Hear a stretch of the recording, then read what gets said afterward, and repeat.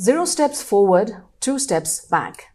That is how many critics are describing the outcome of the 30th Conference of Parties, COP30, which concluded a few days ago in Belém, Brazil. The absence of the United States officially, one of the world's top 5 carbon emitters, from official negotiations has also raised serious questions about its stance on the climate crisis. To unpack what happened in Belém and to understand what the COP30 declaration really means for countries like Nepal, we are joined today on NTV World Insight by 2 distinguished climate experts who have represented Nepal on the global stage for many years. First, we welcome Raju Pandit Chetri, a long-time participant of the COP process, attending since 2007 and serving as part of Nepal's official delegation since 2013. He is the Executive Director of Prakriti Resources Center, which works on climate policy and environmentally responsible development, and he also coordinates climate finance issues for the Least Developed Countries LDC group. We're also joined by Manjeet Thakal. He's the head of the LDC support team and the Director of Climate Analytics South Asia office. He serves as lead advisor to the chair of the LDC group in multilateral climate negotiations, providing high-level strategic support to LDC ministers and officials throughout the UN climate processes. Welcome to NTV World Insight to both of you. Thank you. Namaste. Let's start with Manjeet ji. How was your COP participation this time around compared to previous years, and how did it feel to you professionally and personally in there? Thank you. It's always a new experience when we attend the COP. Obviously, this is the 30th session, and this time it was special also in a context that this was the 10th year anniversary of the Paris Agreement. Also, the world has been back to Brazil after about 3 decades where the world multilateralism on environment and climate change started. So in that context, it was very special, but also it was special in a context that the impact of climate change was growing rapidly, and it was a role for the international community to respond to the crisis. So we actively engaged throughout the process. We gave our best. The result does not only depend on us. There is a saying that everybody is equally unhappy with the outcome. So we have our share there as well. Thanks. You've been to COP conferences since 2007, and this year we also marked 1 decade since the Paris Agreement. How was it for you? Well, if you look at the experiences that I have had over a decade-long experience in this process, well, there was a high expectation from COP30, being that the convention, the Climate Change Convention itself, was promulgated in Rio. Brazil was the one that hosted the Rio summit. So in that sense, we had a high expectation that Brazil would deliver a very high ambition in terms of addressing climate change. Given its very strong multilateral engagement, its diplomacy, the diplomatic clout that it has, we did have that quite big expectation. Also, that given that Brazil is a southern country, a highly one of the rapidly growing country, that expectation was obvious, especially from the poor and vulnerable countries like Nepal. But as also Manjeet mentioned, that the outcome was very mediocre. I mean, not really special in the sense that it couldn't really put the world into 1.5 degree world that we are expecting. The average temperature would definitely rise beyond 1.5 degree given the scenarios that we are currently in. So in that sense, the urgency is growing, but the response is not up to the mark. So that's what I would say, given the context that we just came back from COP30. We've been talking about 1.5 degrees for quite some time now, but it almost seems like the new normal is maybe perhaps 2 degrees. What do you think of it? Yes, if you look at the objective of the Paris Agreement, it very clearly indicates going towards 2 degrees, but it also says that 1.5 degree is the ideal scenario for the world to really address climate change. Given that without reaching that means a lot of our mountains are going to be without glaciers. A lot of the island countries are going underwater. The coastal communities are going to suffer heavily. And our food security is going to be impacted heavily. And that in the sense, the climate-induced disasters are just rapidly growing. So in that particular sense, we have no option but to really stick to 1.5 degree world. but very unfortunate. Now, almost around 80 countries submitted their nationally determined contribution, and the assessment done by the UN says that we are almost in 2.6 degree world, even if we implement all those NDCs. In that sense, 2 degrees seems like inevitable at the moment, but we also have a chance that if we do rapid emission cuts, we could achieve 1.5 degree, and the IPCC or the science has very clearly indicated towards that direction. So for a country like Nepal, 1.5 is the limit, I would say. Mm-hmm. And we cannot take the 0.5 as a simple projection. That just means that we are going to lose a lot of the lives and livelihood of many of our communities. It is going to push us towards further poverty, for the improvement of our people, and losing our heritage like mountains and other cultural and other diversities. So it means that it's going to be very difficult. That for climate, 0.5 is very high. So we have to be very mindful about the even 0.1 degree rise in the global average temperature. Manjitji, in order to stay in track with all our climate goals, we do have nationally determined contributions. We spoke in Sagarmatha Sambad as well, where the then Prime Minister released the third, I think, version of NDC. How's the overall goals and projections, climate activities in the NDCs that we mentioned? So for Nepal, despite being one of the lowest emitter, has been on a track submitting the regular NDC in terms of its timeline. So the one that we recently submitted in the eve of Sagarmatha Sambad was the third NDC with the timeline of the target to implement climate action up to 2035. It includes a target also to reduce carbon emission, even though we don't have that responsibility.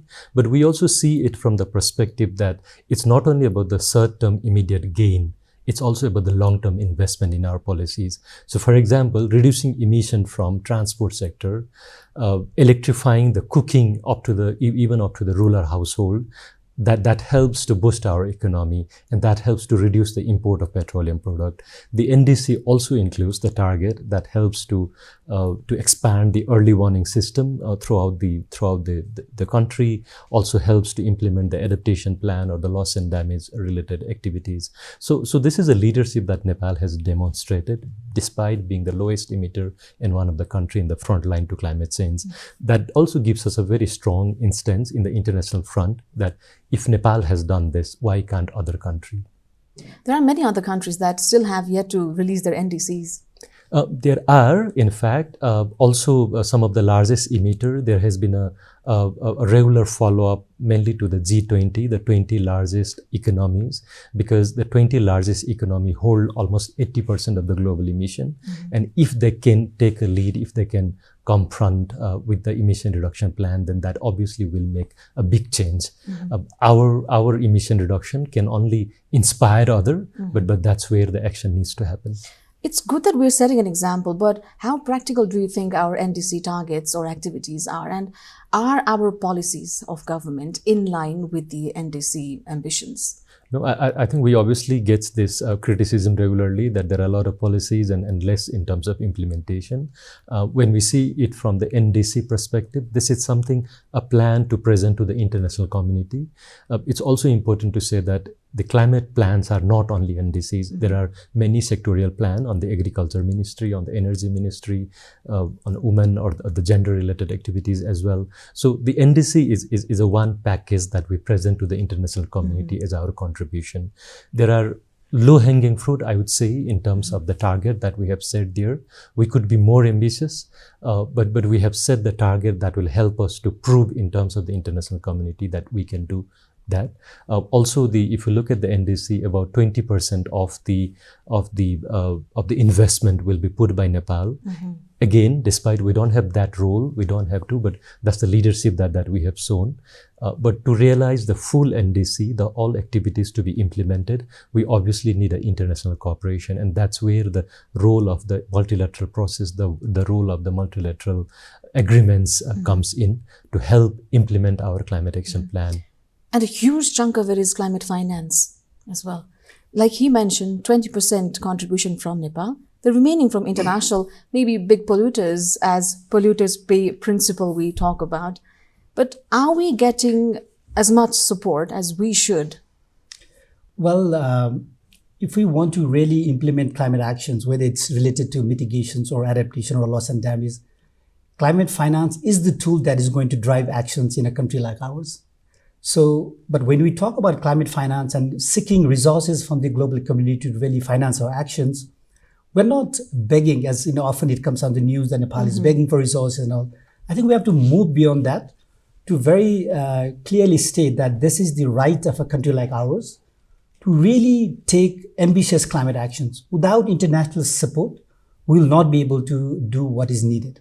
For instance, why I say this is a right for a country like Nepal, because if you look at the Convention of 1992, or if you look at the Paris Agreement of 2015, it very clearly says finance is one of the tools that the developed countries will have to provide developing countries in order to take their climate actions. So in that sense, we make we have presented our NDCs or National Adaptation Plans in a manner that we will receive international support in order to implement those. That's why we have conditionals and unconditional targets set in our NDCs and NAPs. That clearly means that we will not be able to achieve our actions without the support of the international communities. Of course, that international community, primarily the role is of the developed countries because they have the historical responsibility, they have the capabilities, they have the resources to support countries like ours. But then, of course, we wouldn't mind even if our neighboring countries like India or China and other developing countries who have the resources are able to help us in moving our targets forward. But climate finance is the tool that is going to help us drive our climate actions, It almost feels like it is out of control when we talk about support from outside. How capable are we ourselves locally to mitigate the impacts of climate change as of this moment?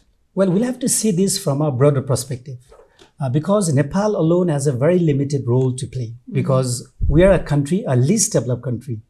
We rely so much on the international aid for our own development. So in that particular context, we won't be able to invest very heavily in climate actions unless support is provided. But having said that, we'll have to see at the global scale. The globe is having now multifaceted problems like we have wars, trade wars. The resources are just being diverted to other sectors rather than doing on climate actions. But having said that, whatever resources that has been received, Nepal is to implement those. But we do have an internal problem as well. For instance, one of the big issues that we have seen lately is the absorption capacity. Because this is just not related to the climate finance, but if you look at the total development budget of Nepal, we have not been able to fully utilize our development budget because of our absorption capacity. And that has to do with our internal capacity, both at the federal, provincial, or the local level. So we'll have to work on multi-dimensional aspect about while we are seeking resources from outside, how do you utilize that? How does the resources that is being received from international communities that really goes and addresses the need of the communities on the ground? What is the money being really received for? Are those communities really receiving the resources or not? Who gets the resources? Where does it get spent most? That part is a very critical aspect, and I do agree that at the moment we'll have to work heavily on our enabling environment to make those resources of best use. Manjitji, we have been sending delegates to COP since many years now. What agendas did we table this time around? Were there any different from the previous COPs? Sure. So broadly, it was three key priorities that were there for us. First, obviously, the limiting the temperature rise to 1.5 degree, as we discussed. For that, it's key to reduce the emission, and the science have said that compared to 2019 level, the emission must go 43% below by 2030. If we see it from the positive aspect, since the Paris Agreement, when the Paris Agreement was being signed, the emission, the temperature rise would have been lead to almost 4 degrees Celsius. Now, 10 years fast forward, as the countries have come forward with their climate action plan called NDCs, and if they all are implemented, we would be heading to around 2.6 or 7 degrees Celsius. So the improvements are happening, but that's not as per the need. That's not adequate, so we need to do more. So we made a very strong call in terms of limiting the temperature rise to 1.5 degrees so that it can help to save the melting of glaciers, the impact that we see with the change in rainfall pattern, agriculture, and so on. The second was the climate finance, and more particularly the finance for adaptation in a form of grant with the easier access. Yes, and on that we supported the call from the least developed countries to triple adaptation finance compared to 2025 label by 2030. We got the tripling, but not exactly as we called for.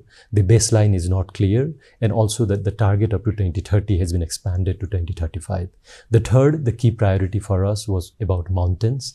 And I would say that compared to many other items, we were moderately successful this time to establish the agenda. The mountain has also been included in many of the discussion, but more particularly, we got a process set up to have a mountain as a permanent discussion forum in the future, which means because of the initiation taken by Nepal working together with Bhutan, Kyrgyzstan, and a number of other countries, we got an outcome that says in the next 6 months, in June, in the headquarters of the UN Climate Change Center in Bonn, a dialogue on mountain and climate change will be held. And one of the topics to be discussed there would be how the discussion related to mountain can be institutionalized in the UN climate change process. So there is more work to be done, but at least the step has been started. So broadly on three aspects, if we put together all, then on some we have made some progress, on some maybe it's a step backward, yes. So overall, maybe in terms of multilateralism, this was maybe a step forward in terms of the progress, but on few other issues, as you rightly said at the beginning, maybe it was a zero step forward. Yeah. Of the many countries that did not send official delegation to COP this time around, one of them was US, one of the biggest polluters in the world, and it probably is in line with the Trump administration's stance on climate change as well. Do you think the absence of such a powerful country has a telling impact on anything that comes out of the conference, for instance, the declaration itself? So it's not only in terms of the outcome, but also in the discussion itself, in the negotiating room. No doubt, one of the country with the largest economy and with the historical responsibility in terms of carbon emission, being absent in the room obviously makes us nervous, but also it has a consequences in the discussion as well. But this was not the first time as well. And then also, if we see it from the positive side, it was not the first time. And then the Paris Agreement has also shown how resilient it is. Despite one or the few countries getting out of the process, the agreement still exists. There is almost a full participation of the countries who has been supporting and has been engaging on this. No country followed the suit in terms of being out of the process. So this also proves that the multilateralism still exists, and then the world got together again to collectively respond to the climate crisis. What would you say about it? Well, definitely, US not being in the room was a bit of a shock to many, though we knew that US wasn't attending. Why I would stress on this is precisely because US being one of let's say the biggest historical emitter, with the highest historical responsibilities, with highest capacity to address climate change. Not just that, in a way to galvanize or to lead the entire world in terms of going forward with climate action. So their absence was surely felt very strongly in the room. But again, and this was one of the things that the Brazilian presidency was trying to relay the message that even without US, the multilateralism should function. The climate action must go ahead. There might be a follower later, but probably they will come back in the future. But the world cannot wait just for US not to move forward. So in that sense, a lot of the other parties did realize the absence of US, but then there was a collective, ownership in a way to say that Paris Agreement is the now grounding agreement that we have at hand, and we'll need to go forward with that. And we hope that in the future that the US will realize that the importance of really addressing climate change, not just for the world, but for itself as well. Because given the current economic crisis, the trade and everything, with China rising in these different forms of renewable energy and all, even to compete on that, US will have to be on board at some point of time in the future. Do you think climate finance was a little overshadowed? There was not much clarity when it comes to financing, right, from Belém Declaration. Do you think so? So last year, when the COP29 was held in Baku in Azerbaijan, The entire COP was called Climate Finance COP. But this time in Belém, it was called Implementation COP, Truth and Implementation COP. So in that sense, we did not have very strong climate finance agenda itself. But it was the LDC group that really took forward on the issue of adaptation finance, of tripling the adaptation finance by 2030 was what was the ask for by 44 LDC countries. Basically, because if you want to reach 1.5 degree world, if you want to implement the NDCs or the adaptation plans without finance, that was not possible, especially for vulnerable countries and least developed countries like the LDC countries. So in that sense, we made two major calls there. One, to triple the adaptation finance by 2030, so that it is a continued progression from what we agreed in Glasgow COP in 2021, because that the mandate was expiring this year. So we wanted to have a continuity on that part. The second was, we have a fund called Least Developed Countries Fund. And that is precisely for LDC countries. And only those countries can access adaptation finance from that particular fund. So we asked them to put $3 billion for up to 2030. Of course, we lost that battle in a way to say that we did not get that $3 billion in LDCF. And I was one of the persons really leading that from LDC's perspective. Other one was the tripling. We did get a kind of a wishy-washy language in that, but at least we have something to say that we call it. But it was very unfortunate that a lot of the other parties were, or let's say other groups, were more interested in issues like trade and how to shut down the ambition on mitigation and so on and so forth. That's why the climate finance was overshadowed this time in COP30. While we talk about the LDCF, we're graduating next year. How's the scenario going to be like? Have you made the best use of being in a group? And how are we going to make use of the privileges that maybe come after the graduation?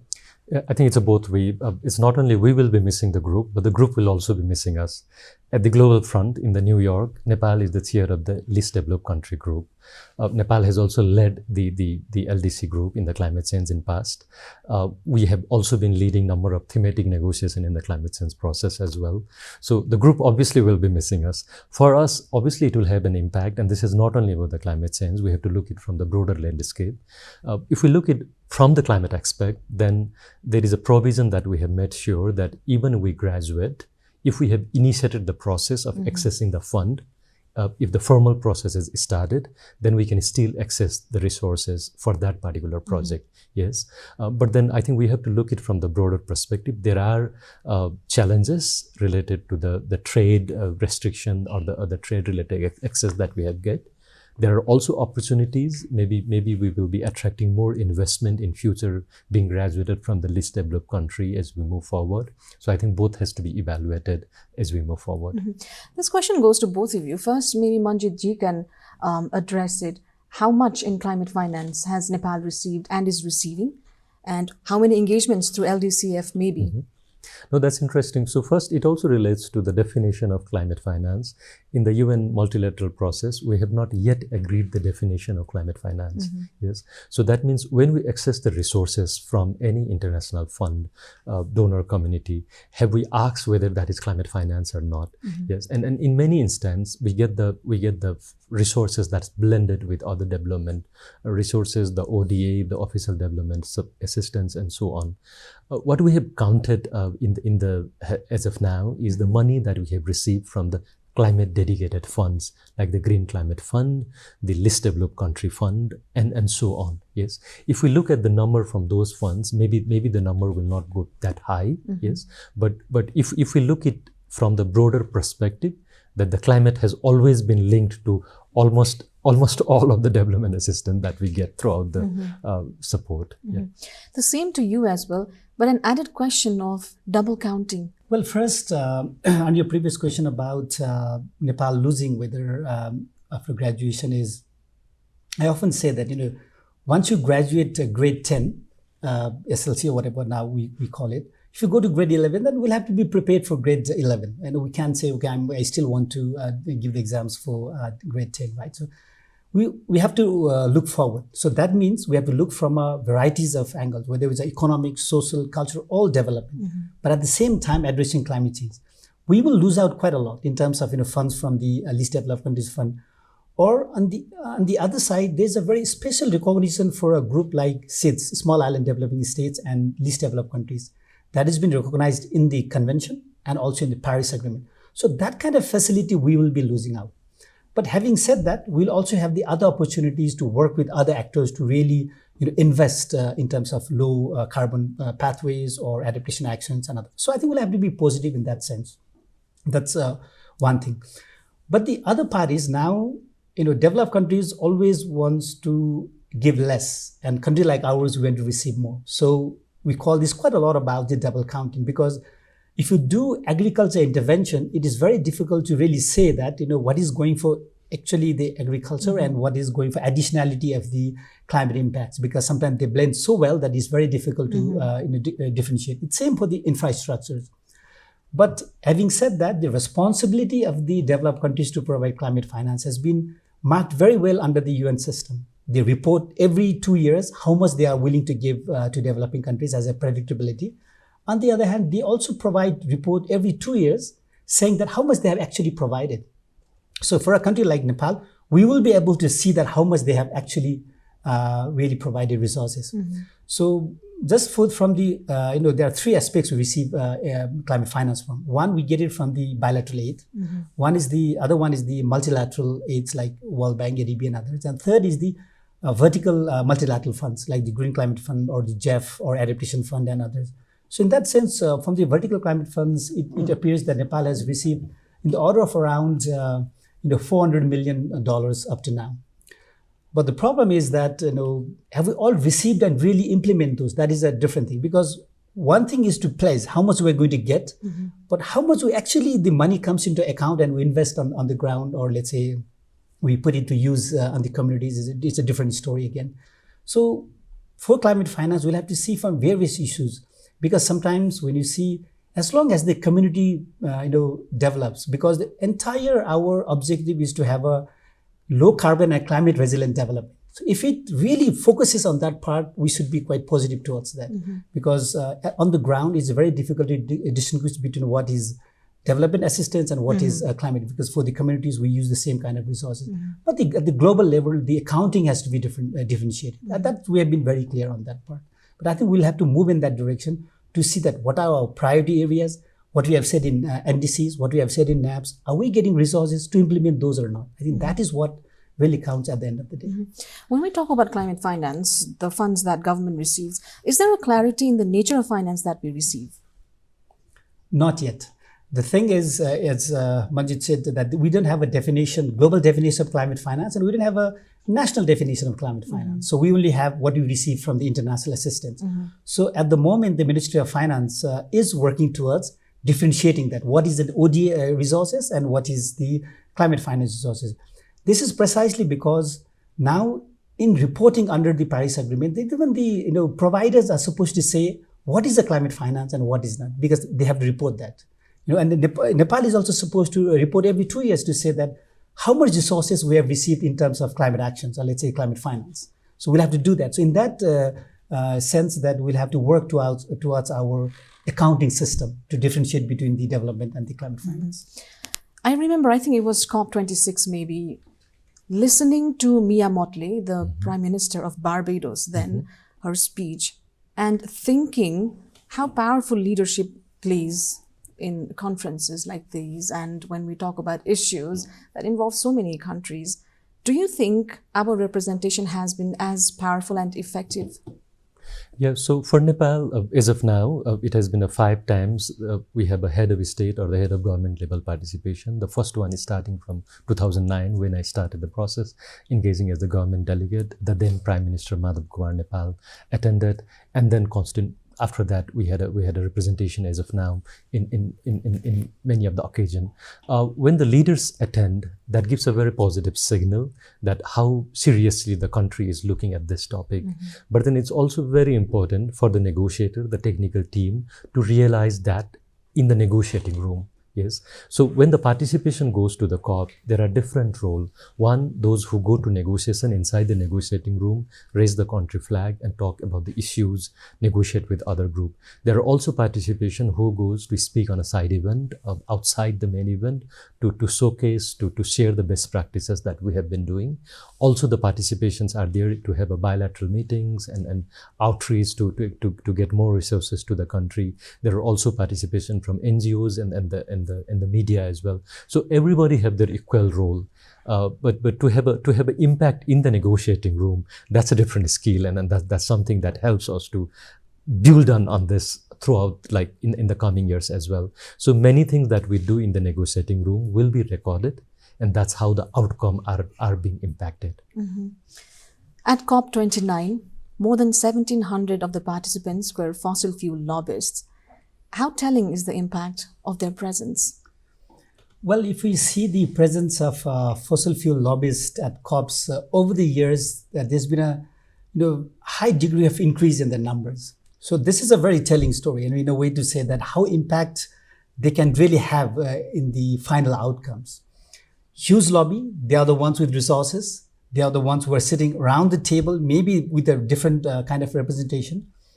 That is also one of the reasons why the climate ambition or the outcomes during the COPs have not been so fruitful, because the leadership from countries like Nepal or LDCs or even island states have been weakened, because one of the strongest moral views that can really put forward are the groups like the Small Island Developing States and Least Developed Countries group. So, but for them to really fight against huge corporate interests is very difficult. Though we call for science, we call for 1.5 degree wall, we call for the implementation of the Paris Agreement with honoring the essence of that, but in fact that actually is not happening. And the interest of the powerful fossil fuel lobby has always been very remarkable in terms of the outcomes. And you just mentioned about the Mia Mottley taking the leadership in the global stage. I think that also is quite telling, because for a country like Barbados to have a prime minister, of a female prime minister with a population of less than 200,000 people, but the global stage calling and challenging those fossil fuel lobbyists and or those companies, and then even asking for the reform of the entire international financial architecture, and taking forward something called Bridgetown Initiative on our leadership. I think that's a very strong message. But again, even with people and very strong leadership from the island states of Mia Mottley, there's been, I would say, to be very honest, the fight has been like not on our side in terms of real climate action. But that does not mean that we have to give up. Even for a country like Nepal could do that in the future. But of course, it would be a bit naive to really compare Nepal and Mia Mottley's current status. But then if Nepal wants to have a leadership on mountain, we could do the similar thing. But then that leadership has to be shown not just by one political leader, but it has to be the agenda of the nation, so that our diplomatic community, our international Nepali diaspora, private sector, NGOs, indigenous people, gender, all sections of societies must work towards that direction. Otherwise, we will raise issues, but then they may not be heard, and it will be always the win of the fossil fuel lobbyists. I don't know what it was like at COP30, but at COP29, like I mentioned earlier, fossil fuel lobbyists were more than 1,700 in participation, and the ratio against the vulnerable community representation was like 10-1. How was it like this time around there overall? And have we, Nepal, managed to properly represent the vulnerable communities, the indigenous population? So compared to the previous COP, not the previous, but the recent COPs, obviously the participation was less this time. But I would say it was inclusive as well, in a sense, the participation from the government, participation from the civil society, also the indigenous community, the disabled community as well. So it was an interesting mix in terms of our participation, but then it's always a challenge. It's also because of the host this time was quite far. It was a bit expensive as well. The logistic was very complicated. Like sometime when we see from a distance, like this traveling to these meetings are like a luxury. Oh, you are traveling long and then all this, but it's a real trouble when you are there. The food options were extremely limited this time. We hardly had a lunch throughout the day, because it's very difficult to get the time, but also because the time you don't have a time to stay in a queue the entire day.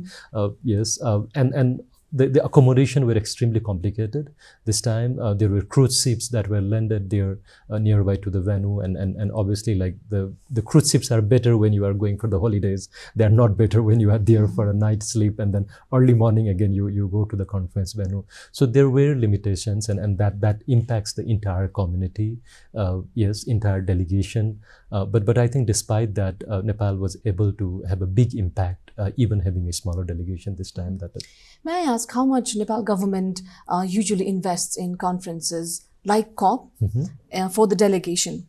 Yeah, so I think if you have read the many of the announcement by the government, it has been clearly mentioned that the delegation cannot travel. The delegation will not be authorized if it is investment or if it is a travel support from the government. This is quite irony from that sense, because if you want to make an impact at the global front, if you want to influence the global process, and if you want to feel proud saying that we raise a cause of mountain or we raise a cause of our vulnerability, and this will help to access resources, I think we also have to invest on this. I think the majority of our travel were supported by different communities. So the few of the travel we get at the government delegation are funded through the UN, because being a least developed country, that's also one benefit that we get. We will not get the similar level of travel support in future, but then also there are many other organizations who support the delegates from the least developed country, because it's not only the case of Nepal but similar in many other countries as well. When we talk about just transition and not make a clear mention of fossil fuel in it, how do we go about like moving forward? Because there's going to be next COP, there's going to be next NDC, and then we have our net zero targets as well. Yes, well, the concept of just transition precisely, emerged from countries where they heavily relied on fossil fuel export or extraction and selling that. So for those countries, in order to transition away from fossil fuel to a clean energy was an issue. So, but then of course, this issue has now expanded to almost all the countries. And the whole idea is probably a country like Germany could transition with its own resources. But for a country like South Africa, for instance, or even Bangladesh or for Nepal, if it wants to move away from current use of fossil fuel to clean energy entirely, there are several elements about the just transition we'll have to take into consideration. One, about the financing itself. Who provides the resources to transition from one source of energy to the other source of energy? Other thing is you lose quite a lot of your jobs in the process. So how do you guarantee jobs when you transition away? Third part is, does the country really have the resources to do that? Because there are communities who have relied for generations into producing those coals, digging coals and going into that. That culture is there. So again, it's a cultural issue in that sense as well. So there are a number of issues when it comes to just transition. So the whole essence is now, there's been a huge issue also in COP30, because a lot of the European and other countries were putting taxes on countries who had high emission in production of goods, and they would have carbon taxes in borders. So it means that it was unjust for those countries exporting goods to developed countries, because they were putting unilateral taxes on those aspects. So if you see from that perspective, we'll have to see that we will need time to transition from fossil fuel to clean energy. Because even for a country like Nepal, is it possible for us to move away from diesel, petrol by next 5 years? Well, I don't think that's possible. Because if you want to do that, we'll have to heavily invest in renewable energy. We'll have to transition all our vehicles and our whatever equipment that we have in industries and a lot of things. So I think taking that element into account is extremely important. And this has to, again, it goes back to giving preferences for countries like ours if we want to make NDCs implementable and meet the target with finances, with technology, with capacity enhancement, but at the same time also allowing the time frame to move from the source of one source to the other source, because this is a global issue. Probably there's now pick and choose kind of an issues. Some countries are getting more preferences than the other because of the trade. Countries have their own relationship on the trade. But again, the whole issue of just transition really comes when it implementing the NDCs and NAPs in going forward. Manjit ji, where do you see Nepal can leverage its relation bilateral to help transition or support the just transition that we just talked about? Yeah, so exactly. So the way the discussion started, it was more in terms of transitioning from petrol, coal to the clean energy. The context of Nepal is different. Our source of electricity is clean. In terms of the energy mix, it is still a biomass that dominates huge. 1/4 is almost the petroleum product in terms of the energy mix. So for us, it's about transitioning not only from the fossil fuel, maybe also leapfrogging from the biomass, not only to the LPG in terms of cooking, but maybe leapfrogging up to directly to the use of electric for cooking. So in that sense, what we are also trying to do in this multilateral process is that the just transition also has a country-specific context, and our context is different, and that's what we are trying to establish there, because more than I think 50% of energy still come from the biomass, and we don't have to really transition from the use of firewood to the LPG and then to the next step. The way the abundant hydropower that we have, maybe in terms of selling it in a cheaper rate, that's obviously more useful to use it at our home, yes, and then sell the excess energy. So that's how we have been looking at. But also there is a just transition context in the context of maybe the transport sector, where our transport system obviously is dominated by the petroleum fuel-led vehicles. But the interesting fact is also the way the target were set in the NDCs. In some of the cases, we have even overachieved the target in terms of electric vehicle sale. So the target in the NDC for Nepal is not about how many percentage of vehicle will be transformed to electric. It's about how many percentage of the cells will be electric in the certain year.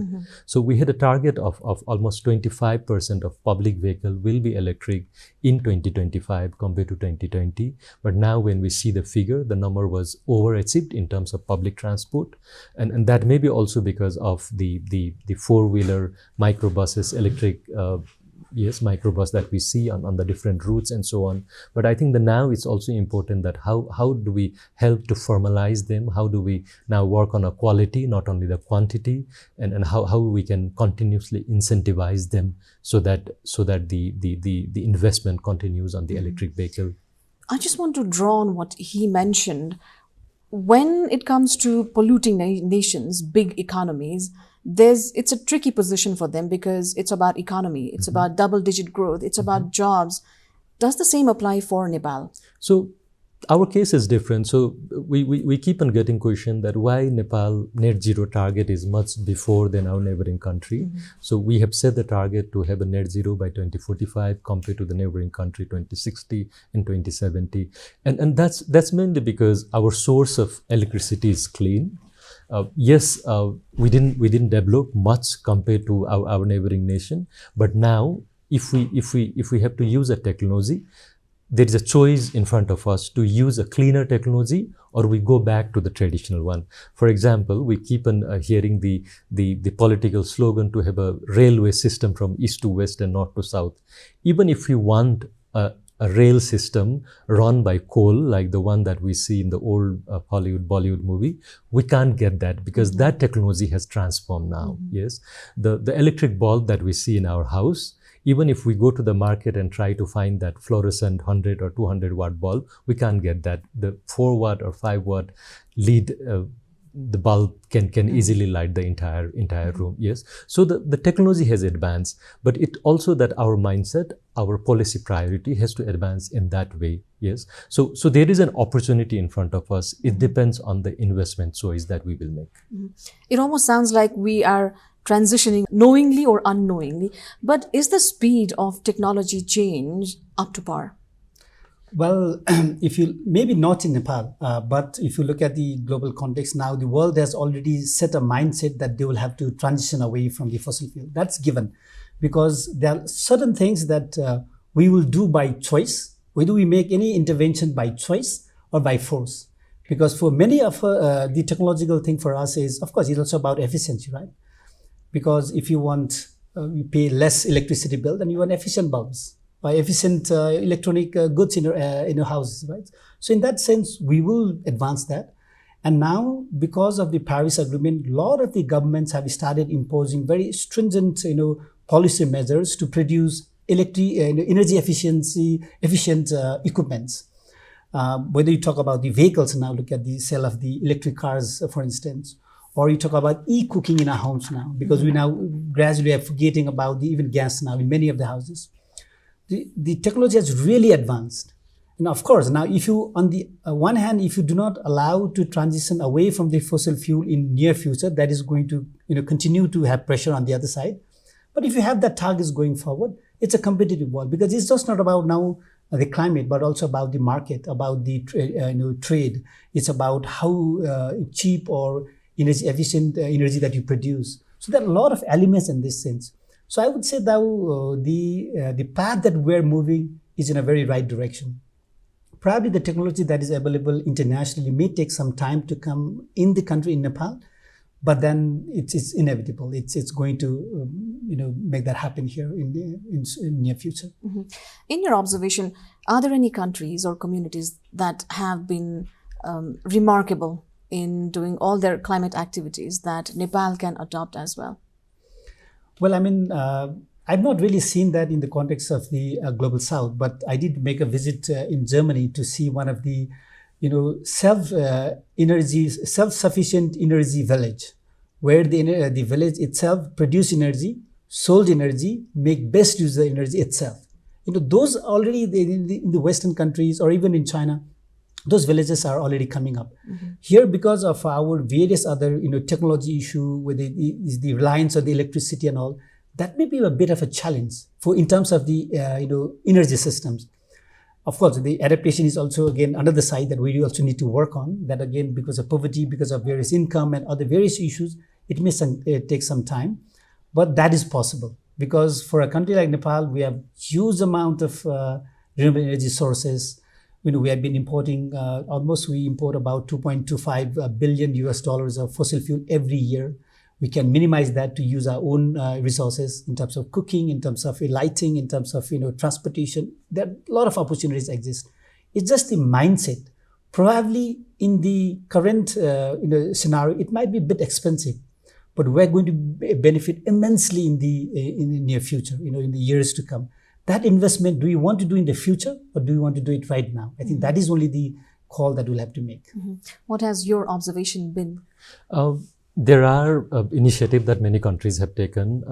Long ago, our then Prime Minister visited Costa Rica after going through the UN General Summit in New York. And one of the remarkable work that they have done was they don't have an army in terms of and that was one of the arguments they put to reduce the investment, mm-hmm. but also the wind energy, the other renewable form of energy that has been put in place is a remarkable example. There are a number of countries like Nepal and above in the list who have conserved the forest.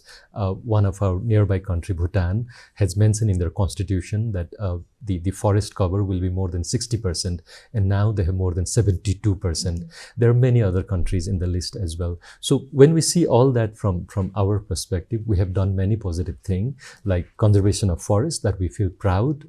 Yes, 46% above of our country territory is covered by forest. The remarkable work that we have done in terms of promoting the electric vehicle and more in terms of public electric vehicle. Also the technology, the early warning system that we have installed almost in all our major rivers across the country. But on the other side, we are also the country first in South Asia to establish the petroleum pipeline. Mm. We have also been exploring the petroleum in a context where the world have now started seeing that maybe that's not the right investment and may not be profitable. So I think we we keep on sharing all the good stories that we have, the success stories, but I think we also have to be open in terms of the discussion at the domestic level. What are the right investment that needs to be done, which will make a sense for the future generation, so that the wrong investment that we do now, it will be the taxpayer, the young generation now, who will have to pay for it in the future. So that's the choice that we have to make now. What are some of the wrong investments that you've seen? As I said, I think there are few. I think I feel more comfortable to talk about more of the right investment. Yes, but as I mentioned earlier about the petroleum pipeline, or every time when we want to make any development project, we see forest as something that kind of block or that doesn't allow the development project to go forward. I think there is always a right choice that we can make in terms of balancing the development and the forest conservation. So there, I think the list goes on. It's always learning by doing, of course. What are your observations when we talk about wrong investments? Have there been any that we have made? Well, for a country like Nepal, of course, there is a lot to do. We'll have to, really work on our infrastructure, agriculture, tourism. There are a lot of elements that we'll need to really work on. But having said that, if you see from one particular company's perspective and profit, there are a lot of hindrances in going forward. But if you look into Nepal as a country's economy, its culture, its people, the need that that needs to be sufficed for our own needs, I think we can really attain that sustainable development by working very closely in terms of being climate friendly, environment friendly, forest friendly. Our rivers being rivers friendly. In that all sense, we can have our infrastructures, energy, all our needs really being met. But it's a mindset whether we want to really promote that or not. Because if you see, you want to build the infrastructure and you see forest as a hindrance, then of course you see from that angle. You see that you can't build a hydropower in a national park. Then of course you see that as a national park as a hindrance. But also we have to see that what is our needs. Can we do our hydropower without going into the national parks? Or what is our need? Do you see the need for the people to be served, or do we see that hydropower to be developed so we can sell energy and get fees? I think the notion of sustainable development we have to really rethink, because for us now, hampering environment or not being climate friendly is not the right development. The sustainable development goals, we have these 17 goals and all, or even the climate action that we have put forward, we have commitment to our Paris Agreement's objective to be in a low carbon and climate resilient development pathways. In order to go into that direction, we'll have to work with climate and environment in mind. Otherwise, of course, again, at some point of time, you'll have to undo the same thing that you have done. So that's not the right track. Lastly, what have your key takeaways been from COP30, moving ahead to COP31? So the international process, the multilateral process, it has given a signal. There is so much that we can do there. We try to promote, as we said, our good practices and try to influence the global community in terms of the work that we want to do forward. But the action needs to happen at the local level. The action needs to happen through the national priorities. So there is much that we can do at home. At the country where the federal system has been more established now, more of our 700 over local government has much to do in terms of implementing the adaptation priorities. There is much that needs to be done in terms of the clean energy investment that we have been doing, transforming the transport sector, installing the early warning system in the major river as well as in the glaciers lake. So I think broadly, and also the investment choice that our local government, the federal government has to make. So with the lesson that we have learned from the international community, the more that we can do at home, that's how we can influence the international world to drive on the same path. What about you? For me, from COP30, I take three strong messages. One, that Paris Agreement is still alive, even without US coming on board, that the countries have really worked towards saying that Paris is the basis. We can make this happen. We can achieve the objective of what Paris has really set out, and we can build on that. That is one strong message that I've taken. The second one is it has given a very clear signal that multilateralism is still working. We have trust on the multilateral process. Even a country like Nepal can participate and be and engage in that international forum. But also a clear message to the business community, fossil fuel lobbyists or fossil fuel companies, that you have to move away from fossil fuel economy. That signal is very clear. Now, when we take action is the matter of time. The third part is international forums are only signaling forums where you can all come together to commit something, to really say that this is what is the need and give a message. But of course, it is the countries that will have to work hard. If we want to serve our people, it is actions that we do home to really address climate change. I think those are the three messages that I take strongly from COP30. Gentlemen, thank you so much for being on NTV World Insight. Thank you. Thank you. Well, the decisions made in Belém do not just shape the future of one country or one region. They influence the trajectory of our entire planet.